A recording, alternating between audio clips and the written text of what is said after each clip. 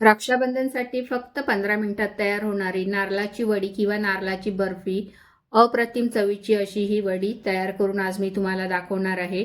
बघा किती नरम आणि एकदम सुंदर चवीची तयार करण्यासाठी आपल्याला ओला नारळ घ्यायचा आहे, म्हणजे ज्यामध्ये पाणी असेल असाच नारळ आपल्याला घ्यायचा आहे। आता हा नारळ मी किसून घेतला, त्याच्या बरोबर असं मी तुम्हाला हे खोबरं दाखवते।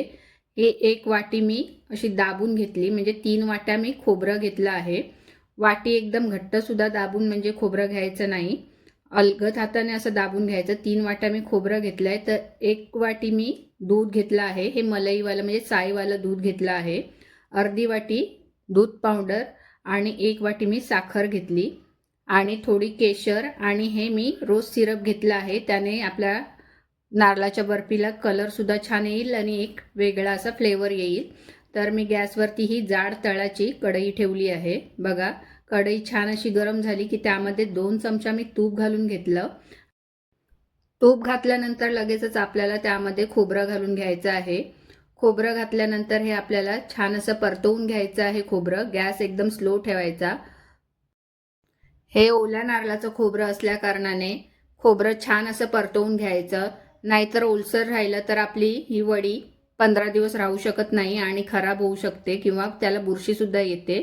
म्हणून हे खोबरं छान असं परतवून घ्यायचं। बघा एकदम सुटसुटीत असं हे आता खोबरं झालेलं आहे। ह्या स्टेजवरती आपल्याला त्यामध्ये दूध घालून घ्यायचं आहे। आता हे झालंय आपलं खोबरं छान असं सुटसुटीत। त्यामध्ये जे मी मलईवालं दूध घेतलं होतं ते घालून घेतलं। दूध घातल्यानंतर पुन्हा हे छान असं परतवत राहायचं आहे। गॅस आपल्याला शेवटपर्यंत स्लो ठेवूनच करून घ्यायचं आहे। दूध छान असं मिक्स करून झाल्यानंतर त्यामध्ये आपल्याला ही साखर घालून घ्यायची आहे। मी 1 वाटी साखर घेतली आहे। जास्त साखर घेतली तर जास्त कडक अशी बर्फी होते, जर आपण प्रमाणात घेतलं तर ती छान अशी मऊसूत अशी वडी तयार होते। साखर घातल्यानंतर थोडं हे पुन्हा ओलं होतं, म्हणजे त्या साखरेचं पाणी सुटायला सुरुवात होते।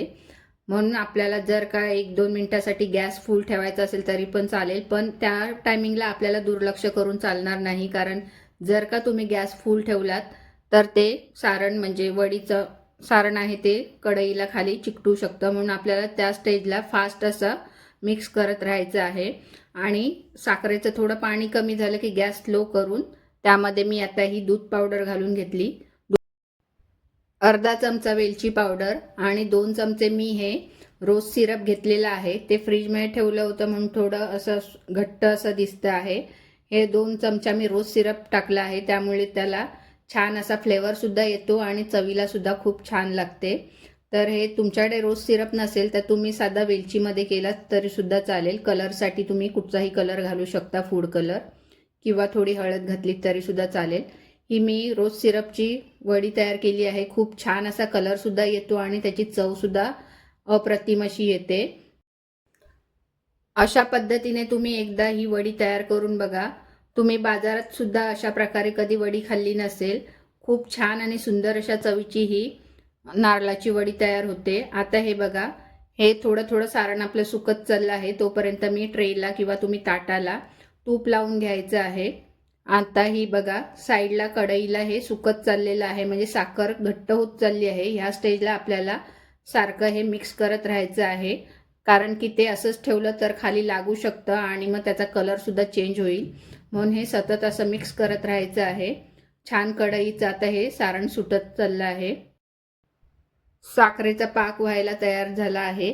आता ह्या स्टेजला बघा मी हे गॅस बंद केला आणि कढई खाली उतरून घेतली आणि पटकन पुन्हा ह्याला मी मिक्स करून घेतलं, कारण की ते भांडं गरम असल्या कारणाने खाली पुन्हा गरम ह्याला लागू शकतं आणि मग थोडा कलर चेंज होईल। म्हणून मी हे पुन्हा मिक्स करून घेतलं आणि ज्या ट्रेला मी तूप लावून घेतलं आहे त्या ट्रेमध्ये आता हे सर्व सारण घालून घेते मिश्रण, आणि मग पुन्हा आपल्याला ते सेट करून घ्यायचं आहे। बघा हे थोडं थोडं करून मी सारण घालून घेतलं। मी हे आता ह्या ट्रेमध्ये एक समान करून घेते, म्हणजे एकाच आकाराच्या आणि एकाच साईजच्या ह्या वड्या तयार होतील। आता हे सर्व सारण मी म्हणजे मिश्रण आहे ते त्या ट्रेमध्ये घालून घेते आणि व्यवस्थित असं थापून घेते। बघा तुम्ही वाटी बिटी घ्या आणि त्या वाटीच्या साहाय्याने ह्याला प्रेस करा।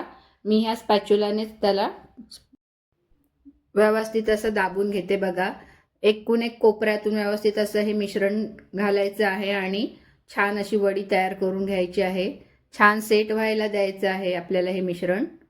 बघा छान असे हे कोपरे आहेत ते दाबून घ्यायचे, म्हणजे घट्ट अशी आपली ही वडी तयार होईल. गरम असतानाच हे आपल्याला मिश्रण आहे ते घट्ट असं दाबून घ्यायचं आहे. थोडं सुकत गेलं की मग ते सेट होताना प्रॉब्लेम होतो, म्हणून थोडं गरम असतानाच आपल्याला पटकन हे प्रेस करून घ्यायचं आहे त्यामध्ये. बघा ह्या कट्टा आहेत त्या मी छान अशा दाबून दाबून घेतल्या आहेत. हे थोडं मिश्रण नरमच आहे, कारण की ही आपण बर्फी बनवतो आहे त्यामुळे थोडं नरमच आहे. नेहमी आपण जी रेग्युलर नारळी वडी बनवतो ती एकदम सुकी, कारण की घट्ट पाक करतो आणि नंतरच आपण ती बनवतो. तर ही नारळाची बर्फी आहे म्हणून थोडा नरमपणा आहे त्याला. आणि वरून मी हे चांदीचा वर्क लावून घेतला. असेल तर लावा तुम्ही, नसेल तरी पण हरकत नाही. साधारण अर्धा एक तास आपल्याला ही थंड व्हायला द्यायची आहे. थोडी सेट झाली की नंतरच आपल्याला ह्याचे काप म्हणजे तुकडे करून घ्यायचे आहेत. तुम्ही थोडं थंड होण्यासाठी फ्रीजमध्ये ठेवलात तरीसुद्धा चालेल. आता हे साधारण मी तासभर असंच ठेवलं होतं, कारण ही नरम बर्फी आहे त्यामुळे काही आपल्याला घाई करून कापायची गरज नाही. आता ह्याचे छान असे तुकडे करून घ्यायचे आहेत. तुम्हाला ज्या आकाराचे आवडतील त्या आकाराचे तुम्ही करा. मी हे असे चौकोनीच ठेवले आहेत आणि छान अशी ही बर्फी तयार होते. खरंच नक्की तुम्ही सुद्धा एकदा करून बघा आणि माझ्या चॅनलला लाईक, शेअर, सबस्क्राईब करा. किती छान अशी चव येते. तर हे बघा, हे असे मी कापं करून घेतली त्या वडीची. हे असे हलक्या हलक्या हाताने मी कापून घेतले बघा. आणि साधारण तासभर तरी आपल्याला हे सेट होण्यासाठी ठेवायचं आहे.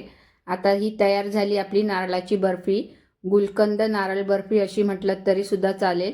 तर आता हा मी वरती बटर पेपर ठेवला आणि ही वडी बघा उलटी करून मी थोडं हलक्या हाताने वरून मी मारते बघा, म्हणजे ते वड्या आहेत ते सर्व एक साईजमध्ये येतील आणि छान अशा आकारामध्ये ह्या आपल्या बघा वड्या तयार आहेत. तर एकदम मऊ आणि एकदम छान अशी ही बर्फी तयार होते. माझ्याकडे हा बॉक्स होता त्यामध्येच मी हे लावून घेतलं. बघा तुमच्याकडे जर का बॉक्स नसेल तर असं तुम्ही कुठच्याही ट्रेमध्ये लावा किंवा. तर तयार आहे आपली नारळाची वडी किंवा नारळाची बर्फी. अप्रतिम चव झाली आहे. नक्की तुम्ही सुद्धा करा.